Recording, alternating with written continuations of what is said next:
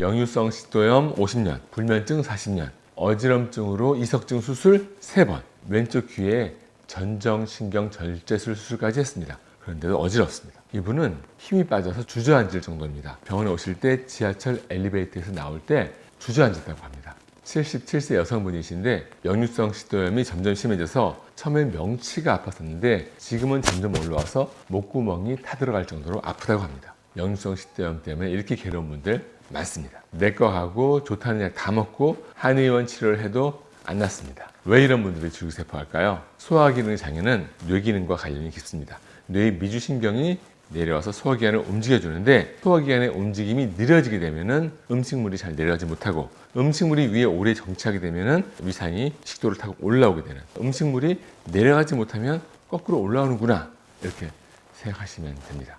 역류성 식도염은 지금 50년 됐다면서요. 50년이 넘었어요.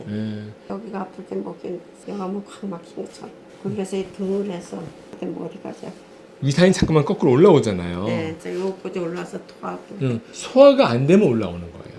네. 음식이 정치하니까 이 증상이 심하게 나타나는 거구나. 이분은 오시기 전에 전화 상담을 먼저 했습니다. 내 역류성 식도염의 원인이 뇌에서 나오는 미주신경 때문이구나 하는 것을 이미 알고 오셨습니다. 이런 분들 대부분 특징이 있습니다. 특정 음식에 대해서 구토, 복통, 설사가 나는 것입니다. 이분은 밀가루 음식이었습니다. 먹으면 소화가 안 되고 배가 아프고 토해야만 됐다고 합니다. 밀가루의 글루텐 성분이 이분에겐 정말로 안 좋았던 것입니다. 밀가루 글루텐은 프롤린 아미노산이 많은 성분으로 사람의 소화액이 분해를 잘 시키지 못합니다. 분해가 안 되는 성분이 장벽을 뚫고 들어와서 우리 몸에 염증을 일으키게 되는데 평생 역류성 식도염이 있다, 수면제를 꼭 먹어야 잠을 잔다, 이석증 수술을 해도 어지럽다, 이런 분들은 줄기세포 신경제 생술 딩동댕